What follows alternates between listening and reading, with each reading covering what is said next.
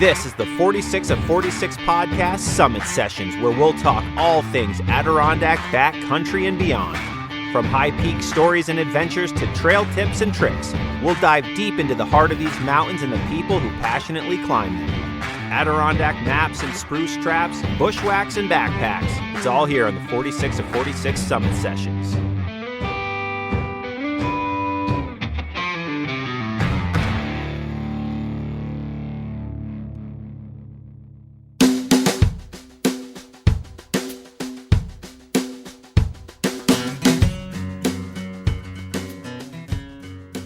Hello, everyone, and welcome back to another episode of the Summit Sessions right here on the 46 of 46 podcast. And this week, I am bringing back a fan favorite. He has been on the show a few times before. Adirondack native Erik Schlimmer is coming back to chat all things, wait for it, Adirondack history and settlers. Oh, I am a history guy. Therefore, I love Adirondack history and the whole idea of people coming up into this remote, untapped wilderness and setting up shop, you know, in the 1700s and the 1800s. And Erik is writing a book all about this, so it's going to be fascinating for me personally, and I hope you guys enjoy it too.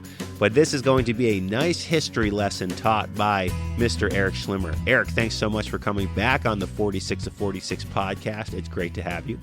Yeah, back by popular demand. Absolutely. It's always a pleasure. You are a highly downloaded guest every time you've been on the show, so I appreciate it for that reason, and I just like chatting with you, and you're a very knowledgeable individual, so it's great to have you. But before we hop into, you know, all this conversation about Adirondack history and settlers and, you know, all that's good stuff, hit me with some information. You've clearly been out and about. You're always out and about. What have you been up to in the outdoors lately? Yeah, indeed. I am out and about. Now in Colorado, of course, moved here about 2.5 years ago. And I'm still climbing a lot of mountains and hiking a lot, but I kind of do it different than in the Northeast. In the Northeast, I would come up with a specific list of mountains and go out and climb them, usually above a certain elevation. And here I kind of abandoned that. It's much less structured and, to be honest, a lot more fun. So I just kind of gaze at a map and, oh, that looks like a fun mountain to climb, and just go out and climb it. At this point, I'm not really a list-driven peak bagger. I just like being out in the mountains. Of course, I always have, but it's a great place to be out in the mountains.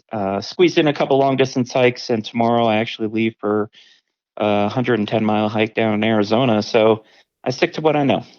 Yes, it seems to be. What's the hike in Arizona specifically?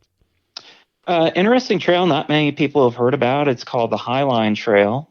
It's northeast of Phoenix. It's 55 miles long, and I'm going to do a double traverse. So start on the west end, go to the east end, and then back to where I'm started. And it runs along the south face of what's called the Mogollon Rim. It's Mogollon, Mogollon Rim. It's about 1,000-foot tall cliff, and it just weaves along these little canyons and gullies and beautiful pine forests on the south face of the plateau. Quite stunning. Sounds like a good time, and it sounds like you're just once again kind of creating your own adventures out there. These aren't necessarily things that people do, but you can do it, so that seems to be what you're doing and how you're creating it.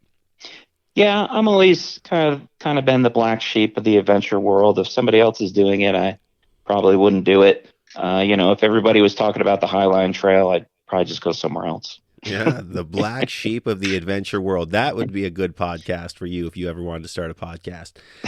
Very cool. So let's get into it. We got to get you some sleep. You're going on a last night in your bed, and then you're going to be out in the woods for a while. So let's talk about some Adirondack settlers history. You know, take us through how this park began. So, I mean, it was back in, the 1700s. You had the Germans in the southern Adirondacks. You had different people over here, Vermonters in the central Adirondacks. Take us through just like from the beginning that and talk about the book, which is a huge reason as to why you know all of this information. You have been studying it like crazy lately. Take us to the beginning of what we know as the Adirondack Park.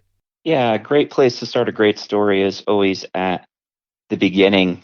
So, of course, at one point in time, pretty much before 1700, about 1720, there was no one permanently living inside the borders of what today is the Adirondack Park. There was really no good reason to live there. So you have a short growing season, very rocky soil, dense woods. You do have some waterways that you can use to piece together across the park. And so Native Americans were using those to simply leave somewhere better than the Adirondacks and to get somewhere better than the Adirondacks. There's been debate by people who kind of don't know what they're talking about. They said, oh, well, the first settlers are really the Native Americans, and that's simply not true. They did have some summer hunting grounds, and relics have been found of those. But again, they were passing through, going to Lake Champlain, going up to modern Montreal, the Mohawk River to the south, and points beyond. The Europeans showed up. The first town to be settled was the town of Ephrata. And the town of Ephrata is way down on the southern blue line. Not actually all the town is in the blue line. So we have 92 towns that comprise the Adirondack Park. Most of them are fully within the blue line, but you can kind of imagine that jagged, almost random blue line, the border of the Adirondack Park. It's slicing and dicing the border towns in half, and Ephrata is one of those. So the north half of Ephrata basically is in the park, and the southern half is not. So that was first settled in 1720. And as you can well imagine, the towns on the perimeter of the park, especially around Lake Champlain, getting in the south towards the Mohawk River, the west towards the Black River, again, it's all about waterways. People aren't going to penetrate the interior until about a century later. So, of course, at one point, every place on the planet was totally vacant of humans, and the Adirondack Park is no different. Yeah, sure. And it's interesting what you mentioned about the Native Americans. Growing up in Lake Placid, fourth grade is when you did like New York State history. Mm-hmm. And then we did tons of Adirondack, field trips and Adirondack history when I was there. So I learned very long ago that this place was a little too brutal for anybody, let alone, and the Native Americans. Yeah, I feel like that's kind of common knowledge that they didn't live here and that they just kind of passed through here and hunted here, and maybe seasonally they were here, but I thought the whole vibe was this land was too brutal, dismal wilderness. I feel like most people know that, or that's kind of common knowledge, but maybe it's not. I'm sure people will argue it, but I felt like that's kind of a common knowledge thing, but it might not. Who knows? Well, you would think, but I've already had a couple people attempt to correct me and say, "Oh, no." The Europeans weren't the first settlers, and I think they say it mostly for romantic reasons because, again, no history supports that. Understood. So you mentioned the 1720s. Mm-hmm. So is the 1720s the very first settlement here in the park? Right. So you have a couple towns before the Revolutionary War, and the Revolutionary War was a big turning point in Adirondack settlement. Okay, so if I may, I can go through just a couple towns before the Revolutionary War began, so you can kind of get a feel for where people are heading first. And again, none of these are going to be in the interior. So, of course, the first, 1720, is the town of Ephrata. That's a name that stems from the Bible. So that's 1720, way down in the southern middle of the Adirondack Park, not too far north of the Mohawk River. Those were Germans. So the German immigrants came over, settled that. You have to wait 11 years till the next town is settled, and that's Crown Point. And that makes sense, of course, right? Because it's on Lake Champlain. And it's very interesting. There were some soldiers assigned duty on Crown Point, which had a fort going back to the early 1700s. They could see the good farmland on the coast of the lake. They could see the mountains off in the distance. And when they got out of the military, this is mostly French at this point, they said, hell, I'll just stay here. I kind of know the land and it's pretty nice. You have to wait another 26 years. So it's pretty slow going. Now we're up to 1757 and we have the town of Oppenheim, again, way down in the southern Adirondacks. 1760 is the town of Mayfield, southern Adirondacks. 1762, Again, we're in the southern Adirondacks, town of Johnstown. That's about half in the park. And then the remaining towns, Queensbury, Hague, and Willsboro. So Queensbury, very bottom right of the Adirondack Park, very easy to get to. Willsboro, again on Lake Champlain. Hague is a real surprise. Hague is a little bit in the interior. I forget, it's either Warren or Essex County. I want to say Warren, not too far from where I grew up. So that's kind of an outlier. And if you look at the remaining towns settled about during or after the Revolutionary War, again, all are on Lake Champlain or southern Adirondacks. Yeah, they're all just on the outline of the line of the blue line. Sure. Yeah, you're right. Hague is definitely. I mean, it's also the same exit. You grew up in Chestertown. Is it Hague and Chestertown the same exit? I believe. Yeah. Yep. On I-87. Chestertown, Hague. Not. Yep, there it is. Very cool. So now, fascinating, and it makes perfect sense. I mean, why would you come into this hellish place if you can have kind of a better lifestyle just outside of it, and then utilize it when you need to? So then, at what point? So people, let's back up actually. So people come to these towns, they decide to settle here. What did settling a town at that time look like? Like, what were the steps to, okay, we're here. Like, are we talking a family lived in this town or a few families settled here? Like, how did a town go from here it is, this wilderness, to, okay, we're forming a town? Take us through kind of that, maybe like that process, or like what was kind of standard practice in that regard. Right, and standard is the word. If you look at the 92 different towns, it's basically the same exact process to get shop up and running. And I broke it down into 10 steps. Now, who showed up first? Sometimes it was just an individual. It was one guy, which is really amazing. It's just a guy with an axe. Maybe he has a horse. Maybe he has an ox. How he got to the town varies. You could actually ride an ox, which I wasn't aware of. So they would ride the ox or ride the horse in. A couple people reached these towns by canoe. So there were a couple remote towns in Franklin and St. Lawrence County, the northern parts, and they used waterways that spill into the St. Lawrence River. They just paddled upstream on, let's say, the Deer River. They're reaching those eastern towns in canoes on Lake Champlain and canoes on Lake George, and which was pretty cool. Some of them were dugout canoes, just like the Native Americans made. So you could have one person show up. You could have a couple guys show up, and that happened in Clinton County, Essex County, where they went hunting. Let's say in Essex County or Clinton County, they're probably from Vermont.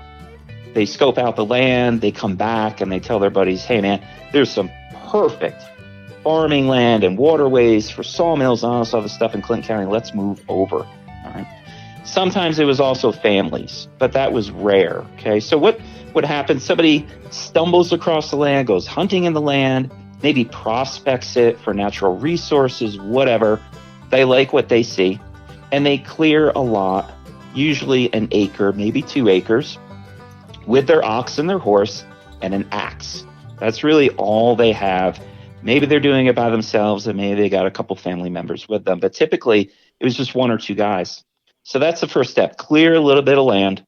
And then they head back to New England. So most of the settlers were from Connecticut and Vermont, because back then they had what they called the New York fever.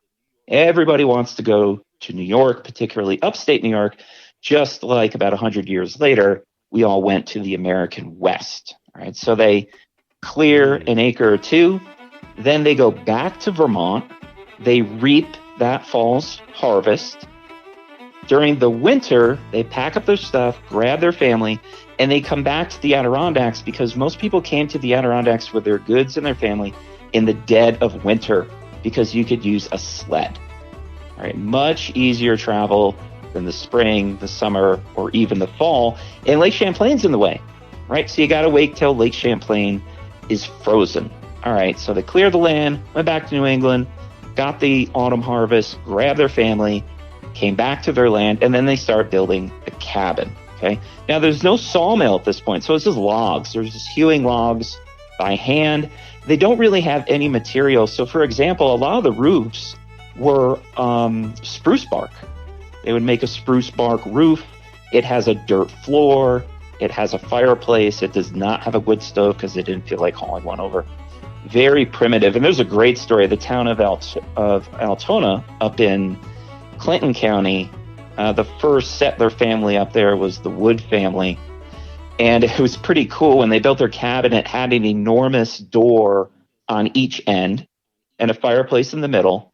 And they would open one door and just lead the horse in, dragging the logs right into the living room, unhitch them from the horse, and the horse would go out the other door. It's pretty cool. Got to do what you got to do sometimes. You got to do what you got to do. And I'm sure that cabin had a very unique smell to it. Oh, of course. Yes. So they raise the cabin. Okay. Then they're going to plant crops, and they need something hardy. Mostly it's wheat, Indian corn, turnips, and potatoes. Those are the four. All right. So now they got their little home. They got some crops growing. Of course, they're hunting and fishing to supplement the diet. Then they're going to raise a sawmill, which of course is water powered. They're going to raise a grist mill because they have to grind up that wheat so they can have flour. At that point, they're going to improve roads because other people are going to follow them. So the roads get improved. They're going to form a religious society, but they're not going to raise a church yet because a church is a pretty big thing to raise and it takes money. So they're going to have a religious society, usually Methodist, and who served them were traveling preachers. Preachers would have what they call a circuit. They would travel it by horseback, and they would weave their way all over the North Country, visiting these little settlements and providing services. Step 9, they're finally going to raise their church, usually made out of wood, though they did have a couple stone churches, but stone was a very rare method of construction because it's so labor intensive. And last but not least, the town is actually going to get formed. So all these towns were settled, and then they were formed at a later date. They were formed actually by the state of New York. It had something to do with voting districts. I've never really been able to figure out, why is this specific border over here? Why was this town cut in half to form two towns instead of one? I think it had something to do with jurisdiction of voting.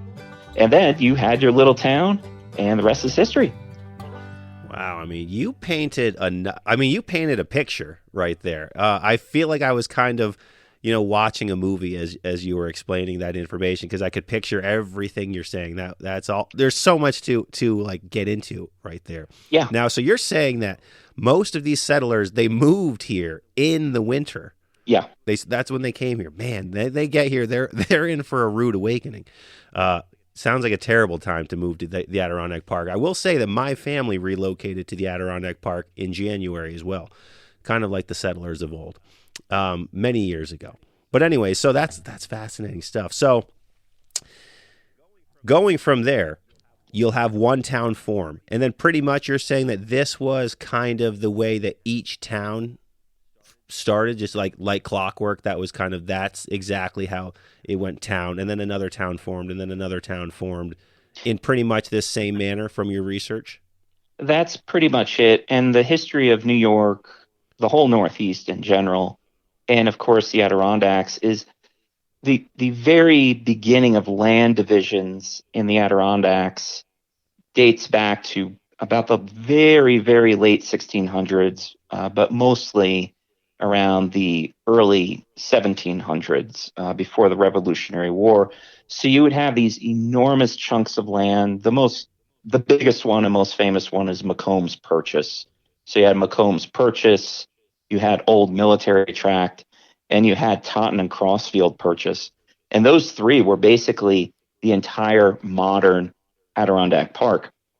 So you'd have these giant grants and purchases, and then they were further divided. So you had little gores, which is a triangular shaped piece of land, and you had townships, which are different than towns. You had townships, and the smallest measurement was a lot. Okay, and a lot may be 10 acres, 100 acres, something like that.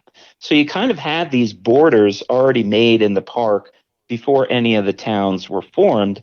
And the same is true with counties. So I believe it was Washington County used to go all the way up and swallow Essex County, Clinton County, part of Franklin County, and then the entire northwest segment of Vermont. It was a huge county because at the time Vermont wasn't an independent state, didn't become an independent state until I think 1793. So anyway, you've got these huge blocks of land, and they just keep getting cut smaller and smaller. So they're cut into counties, and then they're cut into towns. And some of the original towns were huge, I mean, really big, and they would further divide that town in half. All right, well, a lot of people are moving here. It's getting hard to have jurisdiction over the whole thing. Let's cut it in half again. All right, well, let's cut it in half again. So, for example, you might have the town, I don't know which one off the top of my head, let's say the town of Thurman in Warren County. Maybe it started out as 400,000 acres, and they just keep dividing it, and we're left with 92 kind of small towns. So then, as these towns are forming, people are coming. They're saying, "Oh, this is great," and they're growing. You have different groups of people, different nationalities in different parts of the park, which is not surprising. That kind of makes sense. The French might kind of settle here, the Germans will settle up here. What were the biggest? What would you say were the biggest problems that they faced at that time? Because anyone who's been here, we know it's tough living up here, even now in the time where we have everything. So what were the type of things that they dealt with? These settlers, these early settlers back in the 1700s, what did they deal with on an everyday basis? Right. So the first settlers that came down, again, around Mayfield, Oppenheim, Ephrata, Southern Adirondacks, Fulton County, it was Native Americans, because the Native Americans would use the Mohawk River as his transportation route. They would also take West Canada Creek up north into the modern park. And there was always some kind of conflict. There was some kind of misunderstanding. Oh, this guy stole my horse. Oh, no, you stole my cow. And I caught these guys at my cornfield. And, well, this is my hunting territory, and don't you dig it. And quite a few settlers were murdered, had their cabins burned, were imprisoned. And then, of course, these people of European descent are maybe running small raids and things like that. Okay. Now, you can add to that also the French and Indian War of the mid 1700s, and it just start getting really nasty really fast. But again, 90% of the Adirondack Park is total wilderness. There's nobody up in there. It's mostly around the Mohawk Valley. The biggest hindrance to settlement by far was the Revolutionary War. So the Revolutionary War lasted from 1776, and then the Treaty of Paris that was a peace treaty between the British and the newly found America. The problem with the Revolutionary War was settlers getting caught in the crossfire.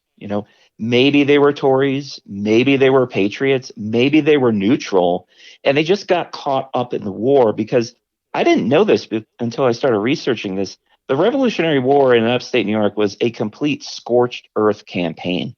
They destroyed every sawmill, every single grist mill, cabins, barns, slaughtering livestock.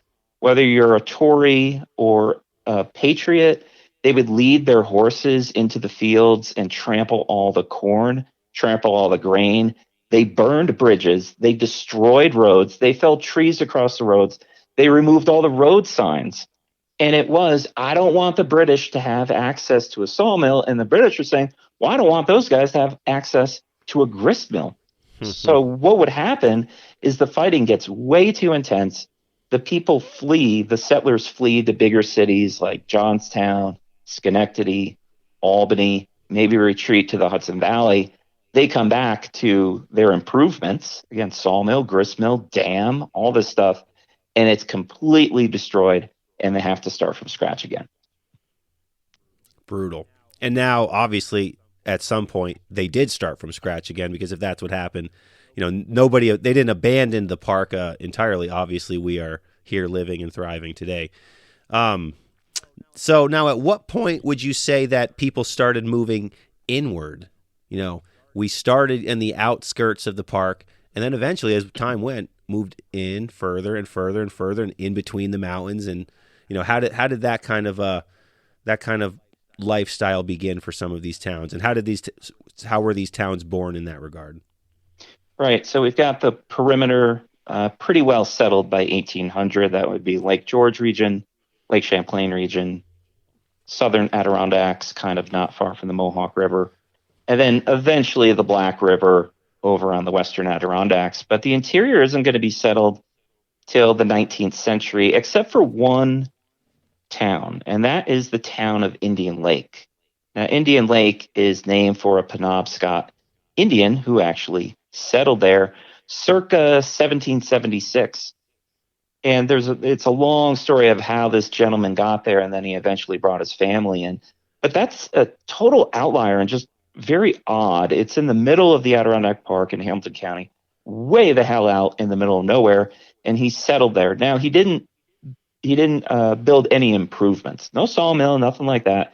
He was a hunter and a fisherman, but that's kind of just a weird outlier. So once you get into the interior, so we've got 1785, again, 2 years after the Treaty of Paris was signed. And I believe it was 1783. Maybe it was signed in 1785. I forget. Now, around 1790, it's just a wave coming in. So the town of Hope, that's in Hamilton County, is 1790. Johnsburg, 1790. E-Town, 1792. Russia, southern Adirondacks, but still 1792. And it's all through about the late 1700s and into the first third of the 1800s. Right? And what they were going after then is iron. And before I started this research, I had no clue how big a role iron discovery and exploitation was in the Adirondack Park. Now, I knew the story of people traveling up into Indian Pass. I knew the story of Mcintyre Ironworks, which came from that. And Mcintyre Ironworks in the southern high peaks today, they originally started in the town of North Elba near Lake Placid. I had no idea that iron was such a valuable commodity. That's where they were going in. Logging really wasn't a thing in the very early 1800s. Now, the problem with iron is they were way the hell out in the middle of nowhere, and every single iron operation eventually went belly up. No matter how much iron was there, no matter how good their furnace was, they had to get it all the way out to some major waterway, like the St. Lawrence River or Lake Champlain or over to the Great Lakes, and they could not sell at high enough price to make their money back. Okay, but well, you went out there, you built an iron town. That's what they were called back then. And these iron towns, they had schools, a hotel, a post office in the hotel. So it was kind of up and running. They ran out of iron or just couldn't make ends meet. And they were like, well, what the hell? We're here anyway. Might as well stay.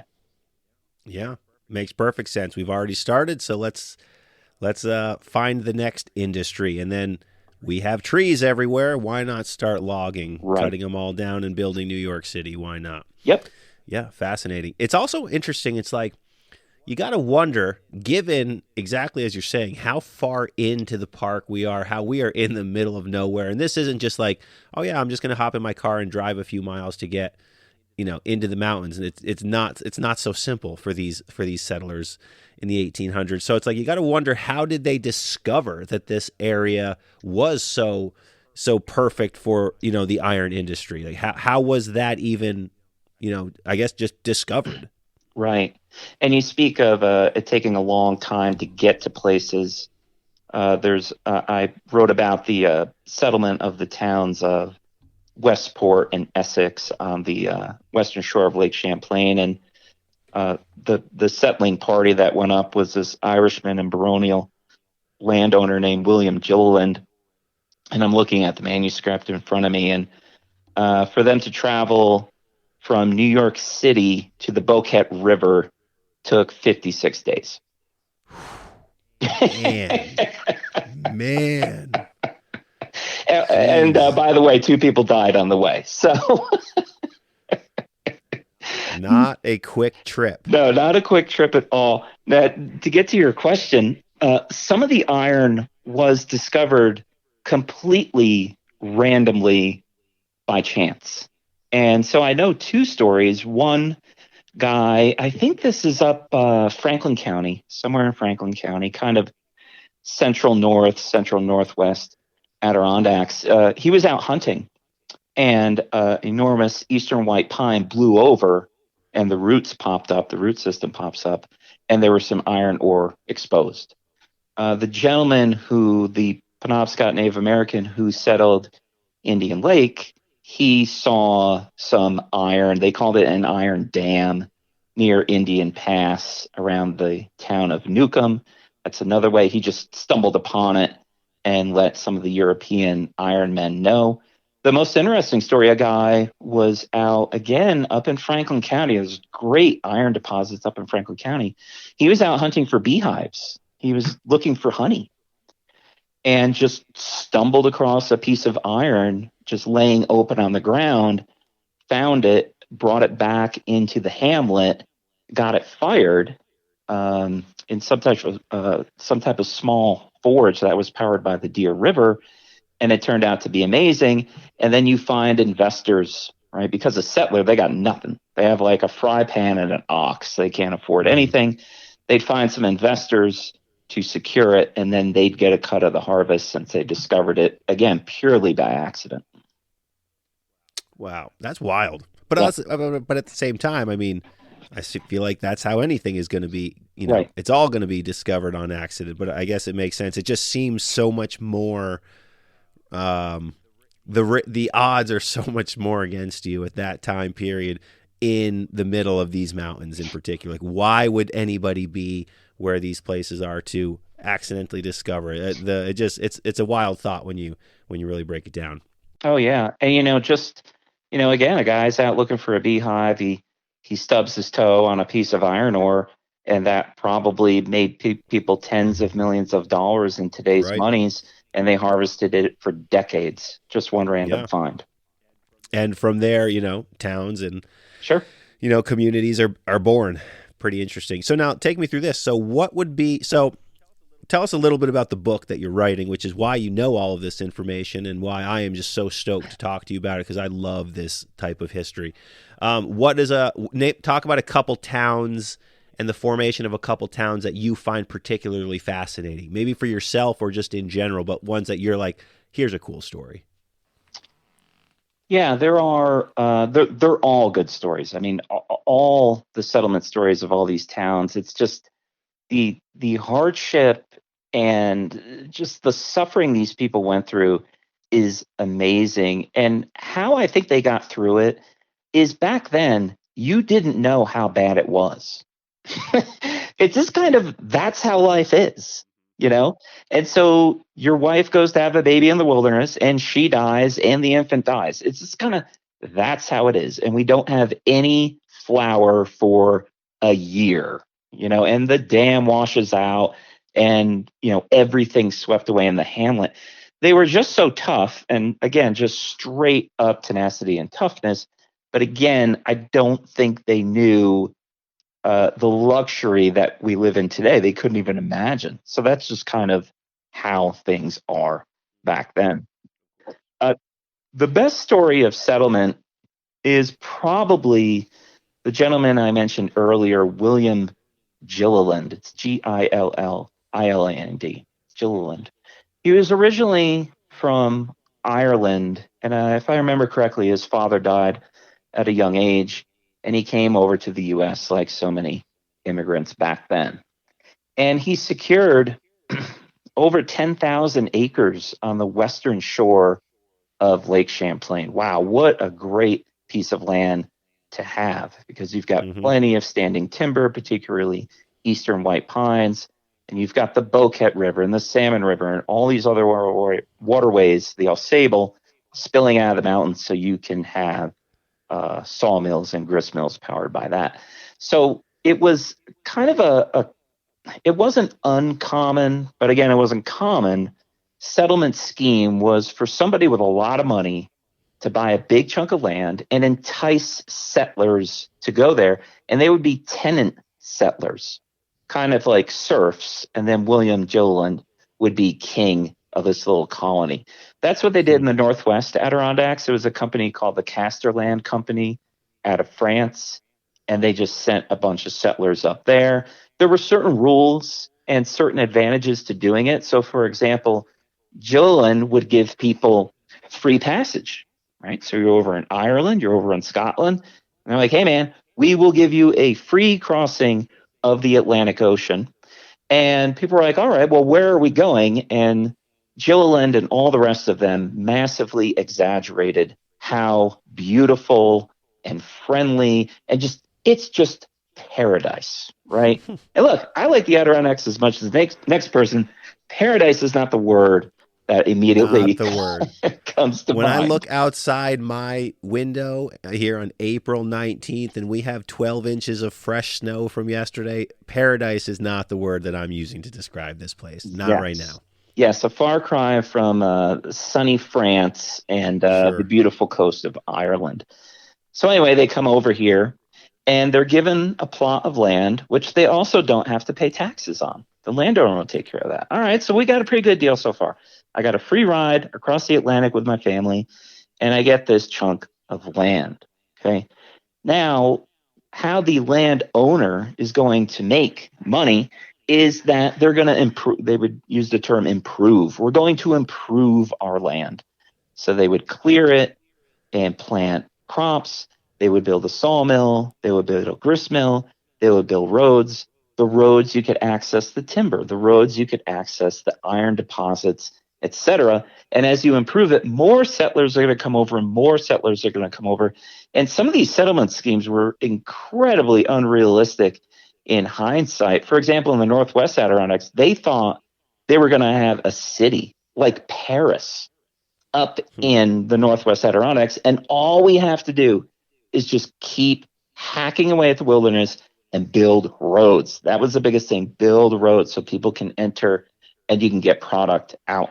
So Gilliland, when he did his first trip, Gilliland, when Gilliland did his first trip up, it took 56 days. His daughter died. Another young boy died. They both drowned in the Hudson River at Stillwater. They finally get up there. Now they start some improvements. Winter comes and he leaves a skeleton crew. He's like, I'm out of here. I'm going back to New York City where I live, where it's a bit warmer. And while he's gone, these settlers realize this is a far cry from paradise. They're stuck under these restrictive contracts. And there was a revolt. There was a complete revolt. This happened in other parts of the Adirondacks where they grabbed their pitchforks and torches and muskets and said, this contract ain't good anymore. We're out of here. They would steal a bunch of stuff and then try to run away to get back to the Atlantic Ocean, to go back home. In Gilliland's case, he left his son-in-law in charge, and he had to go to Crown Point to get a bunch of soldiers to restore order. And so the settlement schemes of, I'm going to pay for your passage, come over here. Oh my God, you're going to love it. It's basically like living on the Mediterranean. They get here, they stuck under these constrictive contracts, and then they would revolt. It was really interesting because, again, at least in the Northwest Adirondacks, these were people from France, and they actually were highly educated and had a lot of money. Gilliland's people, they were dirt poor. That's why they accepted it. I mean, they'll take anything to get the hell out of Ireland during that era. But the people up in the Northwest Adirondacks had very soft hands, and soft hands are not very good for settling the Adirondacks in the mid-1700s. Yeah, that's for sure. Sounds like quite the shyster. Yeah. Man, that's a fascinating story, though. So now what towns would you say, obviously Northwest Adirondacks, are there any towns in particular where it's like this is kind of the area that they would have been in, so we can kind of have a visual? Right. So the West and Northwest Adirondacks, these are the towns of Lawrence and Grieg, way up. I think one of those is in Oneida County, way out west. In the Adirondacks, it was the towns of Westport and Essex, which are in Essex County. Again, you notice they're both on the perimeter because there's no way you were going to get tenant settlers to settle, let's say, the town of North Elba. I mean, you might as well ask them to settle on the moon. Yeah, no, I can understand that very much. Very cool. That's awesome. Oh man, I mean, it's not awesome for the settlers, but it's an awesome story that I was completely not aware of. Fascinating stuff. Just Oh, fascinating. yeah. I mean, I didn't know it. And I'm the guy who writes, history books about the Adirondacks. But again, the books I'm traditionally writing are kind of the great era of the Adirondacks with hoteling and guiding and peak bagging and Hmm. trail building. I was not basically everything I have told you tonight, I did not know 2 years ago. And I'm so thankful that I took on this project because, most Adirondack books out there, they began around 1830. Mount Marcy was first climbed in 1837. They're talking about the 1850s, 1860s, Verplanck Colvin. I Hmm. mean, Verplanck Colvin's great grandfather probably wasn't even alive when these folks showed up. So it's this whole other aspect of Adirondack history I was totally unaware of, but now I'm just enthralled. Oh yeah, same. And I'm actually reading a book on Verplanck Colvin right now. That's Hmm. literally the book that I'm currently reading. And I mean, this what we're talking about now is 100 years before Verplanck Colvin even Yeah, started his work here. So yeah, right. I mean this is a totally a fascinating time period for myself, and hopefully everyone listening is also enjoying this trip down memory lane here with Mr. Erik Schlimmer. So Indeed. to let people know why you know this. So you're currently writing a book called "With an Axe and a Rifle: Settler and Onomastic History of the Adirondacks." Did I say that word right? Onomastic. Yeah, onomastic, His onomastic, same thing. Yeah, history of the Adirondacks, and it will be out probably this fall.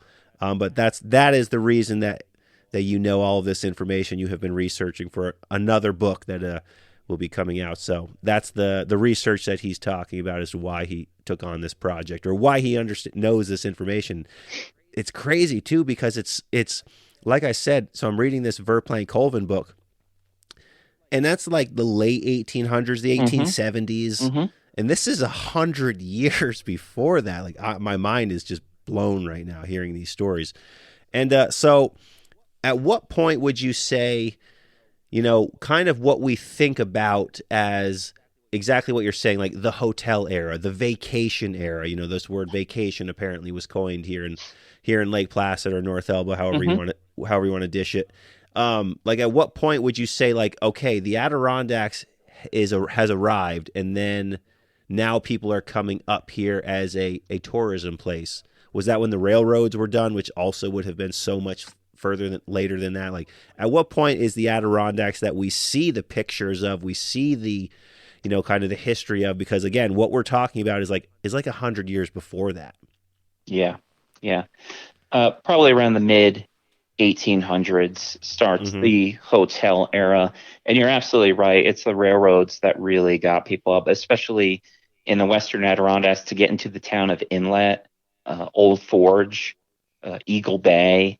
A lot of that was the most intensive hoteling era and area in the Adirondacks, mid 1800s, late 1800s, due to the rail line that again broke off the Mohawk River and headed north through the town of Remsen. So that was a very hot spot, the town of Inlet. And then, of course, Paul Smith's Hotel. Uh, Paul Smith's Hotel opened in 1859. So again, we're around the 1850s, 1860s. What really helped were some highly publicized books, one by Murray, and some guidebooks, travel books were coming out. And these were complete with the train routes, the steamship routes. Again, how can you get into the interior? It wasn't very quick, but they thought it was pretty quick back then. If you've got a train that goes 30 miles an hour and then you get on a steamship that goes almost 20, I mean, that was breakneck speed back Mm-hmm. then. Yeah, I could totally see that being the case. Now, at what point would you say that you know the people, as you mentioned earlier, when everything was burned and the people fled and then they came back to their towns and it's like, oh, my town was burned. We have to start over. Hmm. At what point do you think that these settlers all started to come back and kind of the towns started to rebuild? Because it's almost like history stopped for a second. Not that it stopped, but like what was there was done, and now we have to start over. So obviously these towns did start over, but what in your research, what was that process like as they rebuilt? Did they rebuild to what they knew? Did they rebuild to new things? How did that process go? Kind of like almost like the Adirondacks take two at that point. Yeah, Adirondack Settlement 2.0. Yeah. And by the way, I was a little off on the Treaty of Paris. I said 1785. It's actually 1783. Everybody started coming back. Classic. Everybody started coming back in 1783. They're like, it's like that exact year. They're like, oh, Treaty of Paris is signed. Combat operations are done. Okay, I'm going back.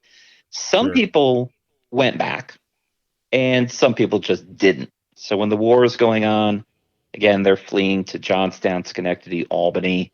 They had their taste of riding an ox through a snowstorm and felling trees with an axe with blisters on your hands and leading a horse into your friggin' living room, towing logs and pooping in front of the fireplace. And they're like, okay, I had enough. I'm just going to stay where I am. It's actually pretty cushy in Albany. It's a pretty easy life back then compared to the frontier.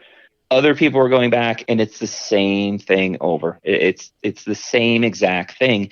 The advantage they have now is the roads still exist. Okay, so they burned out all the bridges. Maybe they felled some trees across the roads, but they could just chop those out. So that's a really big help right there. We've got the roads.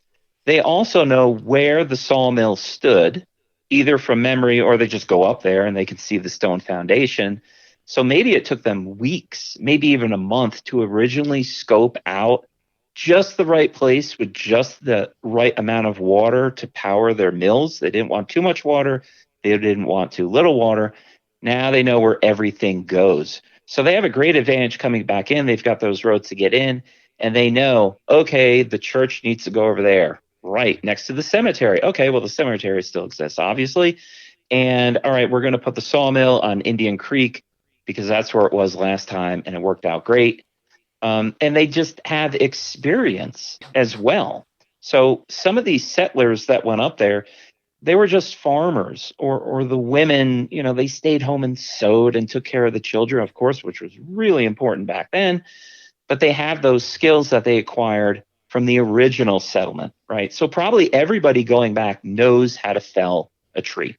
Everybody who goes back knows how to reap wheat. So they got the roads, they know where things go, and they got the skills. Yeah, pretty much muscle memory at that point. And you're only going back if you want to go back. So that makes sense to some. Not everyone's going back, but some people are going back. And even to this day, the Adirondacks, it's not for everyone, but for the people it's for, you like it even when you just want to scream.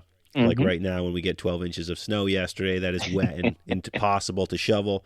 You just want to scream, but it's like, we know what we're getting into when we're up here. So it's not really like surprising as much as it's just frustrating. That's very cool. So now what would you say is, so you told us that really cool story from the Shyster Gilliland. What is another settlement story or settlement town that you found particularly interesting in your research?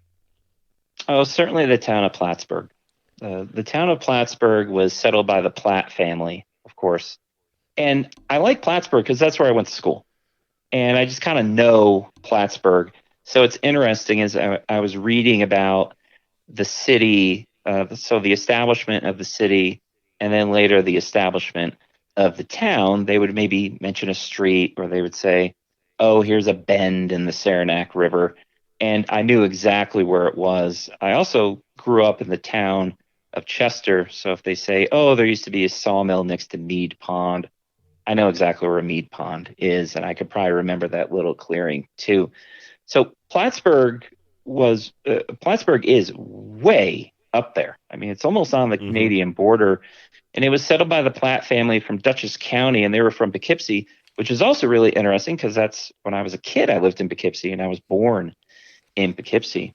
So they went up there, and they had a very well organized expedition, and they had just all this equipment lined up, and it was very, very organized. They had quite a bit of money, so they had some good resources, And they just did it the right way. It's probably the most successful settlement story in the Adirondacks. There were a lot of other places where it would take 3, 4, 5 different tries to settle it. Either the tenant settlers are leaving, or somebody gets crushed by a falling tree, or something like that. But they're very organized. So in front of me, I have the manuscript, and these are just a couple items they brought with them. And throughout the book, I try to find the list of items that settlers brought with them, because it's very interesting, because then you know,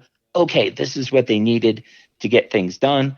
And then also within the book, I found quite a few people's wills, which is really interesting, because they would die. And it's like, when somebody died in the town of Chestertown in 1812, what did they have? So this is what they brought with them to settle what became the city of Plattsburgh. Again, these are the Platts, late 1700s, way up in Clinton County. They brought saws, which were worth $8 back then. They brought cloth, which was worth $15. Also $15 was the cost of transportation.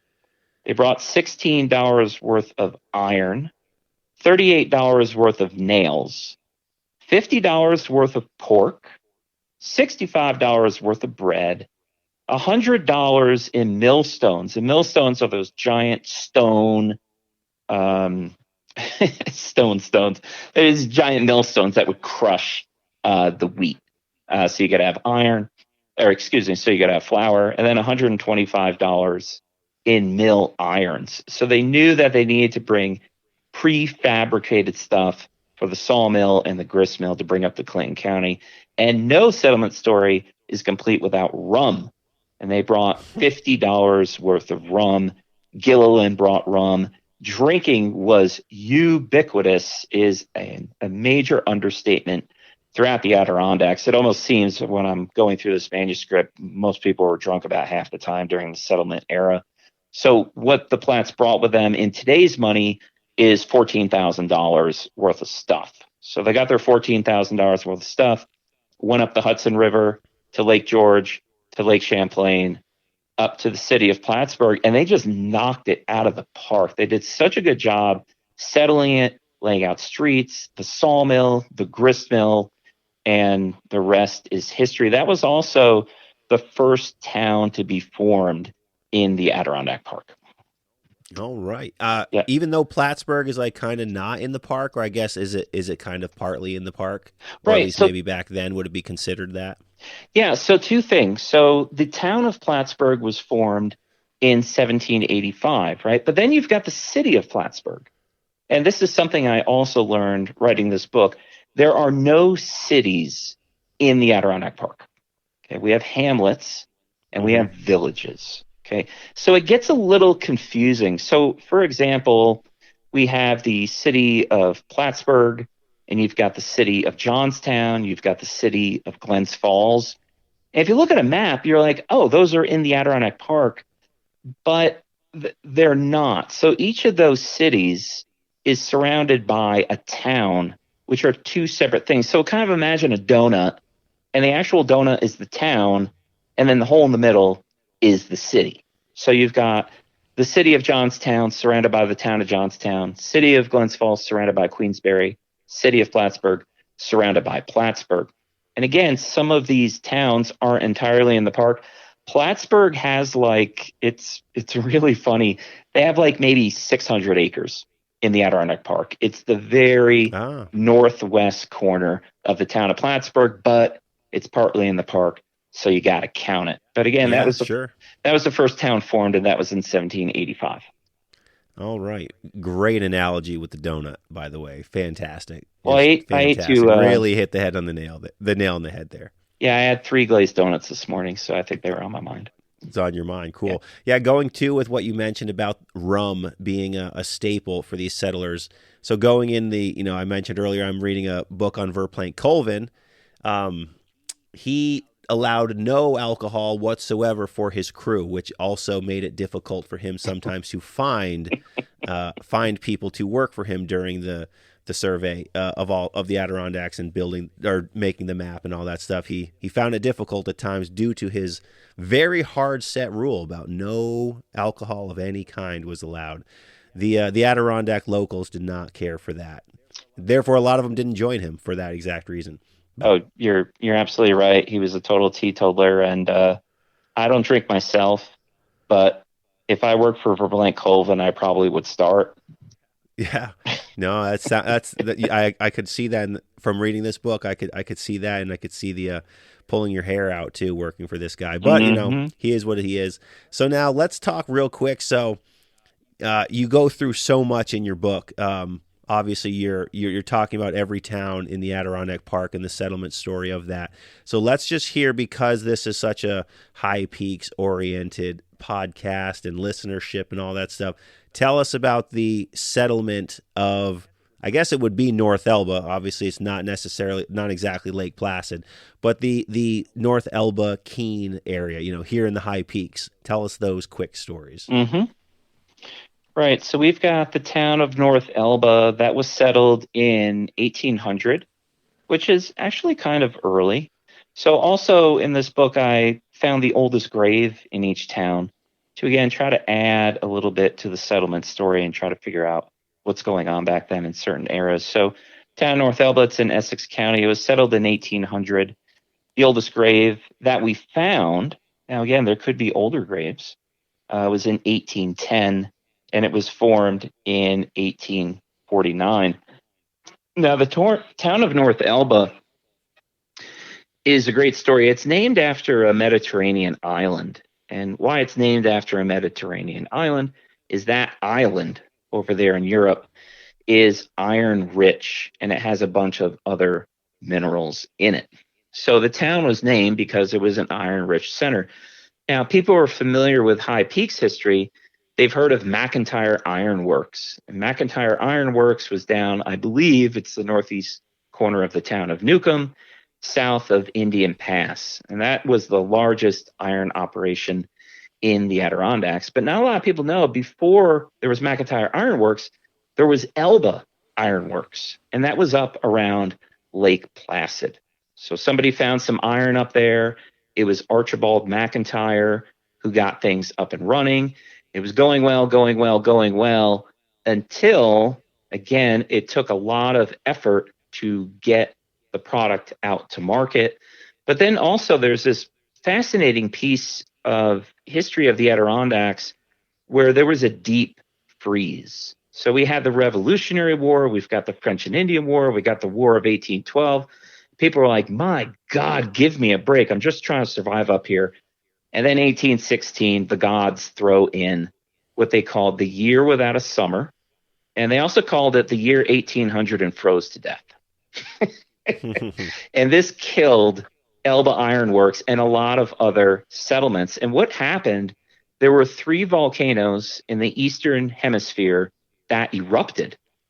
And the ash went up into the atmosphere. I believe they erupted in 1813 and 1814. And it was really a year without a summer. So ponds were frozen in the middle of the summer. All the crops were destroyed. Snow fell in every month. And it was either June or July. Williston, Vermont got a foot of snow. Brutal. And then what followed that, of course, was one of the worst droughts in the history of the Adirondacks. So people bailed. So, we got off to a good start with Elba Ironworks up in the town of North Elba. Year without a summer came. It was abandoned. Everything fell apart. The brambles and the trees come up. And then it was a group of Vermonters who heard about this place and came back years later. There it is. All right. So now, how did what's the story behind the settlement of Keene? Or is that part of North Elba, at least maybe back then, is it its own separate entity? If you give me just a second, hold on just a sec. I've got because it's so much information.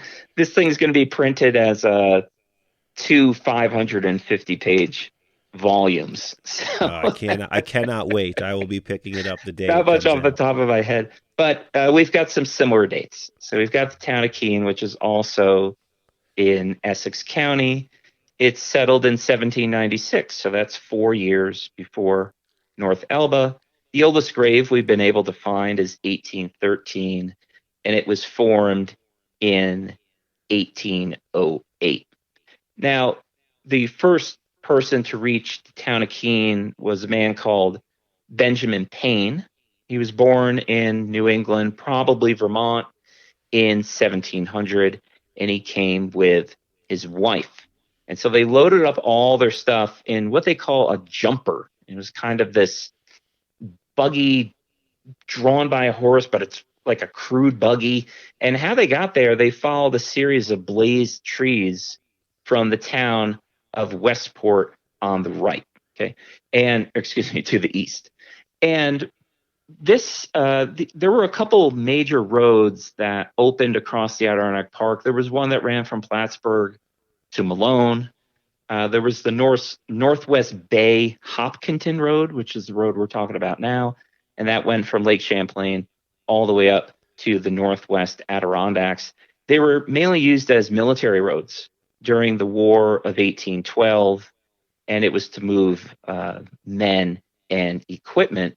So those were built, and they were true military roads. And there are a bunch of these roads that are called, as their title, military road. There are like maybe 5 or 6 of them, so you can get confused on which one's what. This one was 90 miles long, and it was completed actually in 1817. And then the war ended, and all right, well, hey, we can use this to get into the interior, and that's what they did. So it went clear up to the town of Hopkinton, which is in the Northwest Adirondacks. And so you had a couple of these roads open up that the families could use to access the interior. Then the roads got improved, and they actually became turnpikes. And turnpikes are what killed railroads. Turnpikes were great. They weren't owned or run by the state. They were actually private companies. And they would have a very slight crown in the middle. They've had some gravel. They grubbed out all the stumps. They would have some drainage on either side. And then you would have what they call the toll gate. And you would pay to ride your horse or take your buggy along it, kind of like we have turnpikes and parkways down in the Hudson Valley around Westchester and stuff like that. Like the Taconic Parkway is probably the best known one. So again, we have a family using these roads to get into the interior. They just happened to stop in the town of Keene. They're like, hey, this is a nice place. Let's set up shop there. Others went farther, all the way out to Paul Smith's, and then eventually the town of Hopkinton. And then it's pretty cool. A lot of those roads were abandoned, but there are quite a few roads like the Great Road that ran from Albany to the village of Champlain, and that's today's Route 9. So not many people know this. When you're driving down Route 9, that thing was built in like 1800. Wow, very cool. Now, how are these settlers even, like, how are you? I mean, you might not know the answer to this, but how are they even building a road? This is pre-maps, pre-GPS for sure. How do they know where they're going to even build a road, knowing like obviously they can, there's navigational things that they can do, but when they actually built these roads through the mountains and also not knowing what they're going to come across, do you know how these roads even were built or even started? That's a great question, and I haven't quite figured it out. Okay, so I get what you're saying. So let's say we're going to build a road we'll use the Northwest Bay Road, all right? So we're going to go from Westport all the way up to Hopkinton. Great. You can take a team of surveyors and workmen and scout out 10, 20, 30, maybe even 40 miles in a general northwest direction. And then you'll clear the road. You're using oxen, a lot of manpower, and horses. I get that. But what I quite haven't figured out is, okay, you've got these 40 miles built, but what if you go 2 miles farther, so you're up to mile 42, and like Lake George is in the way? and you didn't know it was Exactly. there. Then, Exactly. That's what I'm saying. Like yeah, they don't know that. They don't know what they're about to encounter. right. Because I do write about quite a few people to enter these modern towns were actually surveyors. They were running boundaries of the big three purchases: Mccombs Purchase, Tottenham Crossfield, and Old Military Track. They were way the hell out in the middle of nowhere, and they would go out for weeks at a time. Again, they didn't build any improvements. They were just running the boundaries. So they had a basic understanding of what's going on. The longest expedition line I've seen in the Adirondacks is 55 miles. And I believe that was the northern border of Tottenham Crossfield Purchase. That's a really long line to run, especially when you're clearing a corridor and marking trees. They're doing like maybe 6 miles a day. But still, that's 55 miles, and they're just cutting it straight across. When you're a road surveyor, you have to be much more conscientious and careful, and they're maybe doing chunks of 15 or 20 miles at a time. I mean, to me, it sounds like luck. But again, in the Adirondacks, why I said, oh, what if Lake George is in the way? We have some really big lakes like Racket Lake, Mm-hmm. Cranberry Lake, Long Lake, Indian Lake, and they're not going to build a bridge. What some people did, they would set up a small ferry, maybe a free ferry service. Just kind of a big raft that could support the weight of horses. There were some covered bridges built across some pretty big rivers like the St. Regis, the Hudson, the Scroon in the early 1800s. But to answer your question, I'm guessing, they're doing 20-mile chunks at a time. And if they hit some huge feature like Indian Pass or some god awful thing like that, they would backtrack and then scout another direction. Either way, it's going to take forever. Mm-hmm. Yeah, absolutely. All right. Well, we've been talking for over an hour. I could talk about this subject and listen to you answer my questions for hours and hours, but we'll wrap it up there. We'll have to come back and do another episode about this because there's so much still to. Obviously, there's always more to chat about. But to give a little quick recap of various things we talked about, so we've got the Germans settling in the southern ADK in the 1720s. We've got the Irishman William Gilliland and all his crew that he brought over from Europe, settling in like that kind of central Lake Champlain area. Mm-hmm. And Gilliland froze to death in the town of Westport in 1796. That's something you mentioned to me, not in the show tonight, but I wanted to let people know the man froze to death. Brutal. Oh, and that's after he got out of debtor's prison and went insane. So yeah, the Adirondacks showed no mercy. Showed no mercy indeed. Then we've got Eastern Adirondacks settled by the Revolutionary War soldiers in the 1780s.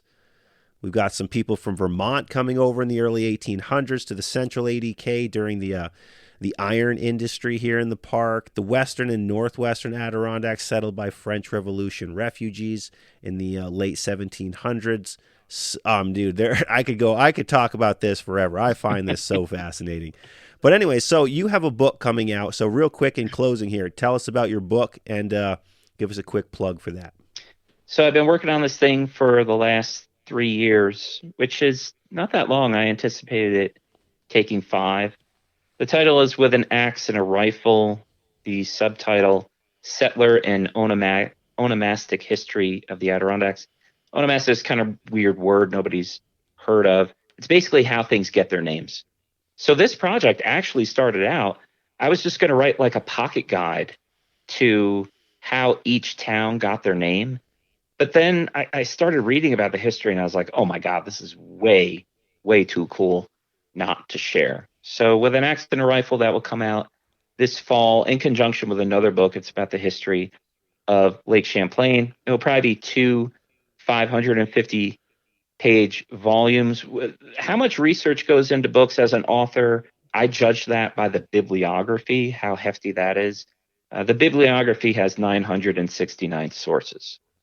And it was 3 years of full-time writing.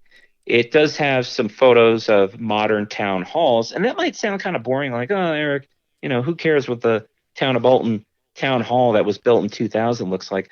But this is the kind of book I hope people are reading 100 years from now. Also, quite a few maps in there, just old topographic maps of what it looked like.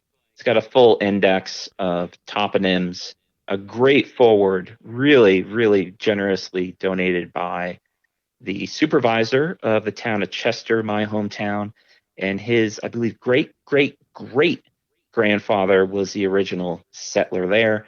And also, the 2 volumes come with this, if I may say, totally cool Adirondack Settlement Map. So this book has so much information. I mean, we've been talking for an hour and didn't cover anything. Yeah. This poster is of the entire Adirondack Park, and it's a full color, quick reference guide for when it was formed and when it was settled, divided by town and divided by county. It's just a very easy reference among these about 1,200 pages that hopefully everybody will read. That's awesome. That is so awesome. Now, where can people pick up other books that you've written? You've written many. Where can they find them? Sure. A whole host of Adirondack retailers such as Bookstore Plus, Mountaineer, Old Forge Hardware, most hosses down in Long Lake, most retailers in the Adirondacks sell my books. Or you can go to one of my websites. One is the Trans Adirondack Route website. That's just transadk.com. Pretty simple. And then my publishing website, the company I started for my own titles, is Beechwood Books. And that's just beechwoodbks.com. You can go to your local friendly retailer or just hop online. All right, very cool. So we're going to wrap it up there. Erik's got an adventure to start tomorrow morning, so we're going to call it there. I'll have to have him come back at some point to talk more about just all things Adirondack history. I found this fascinating. I hope you guys did too. It's cool to know what this park is and how it came to be. I find it's awesome. But anyways, thanks for listening to another Summit Sessions right here on the 46 of 46 podcast. Head over to 46of46.com to find out more about the show. Read a new blog post and blog posts that are up there at the moment. If you want to write a blog and have it shared on the 46 of 46 blog, shoot me an email. I'd love to share your story about being out in the backcountry here in the park. And that's going to do it. Thanks for listening. Check back on Fridays for new mountains, new stories, new guests, and new episodes right here on the 46 of 46 podcast. Remember to always leave no trace, do the rock walk, and if you carry it in, carry it out. Thanks for listening. See you guys on the trails.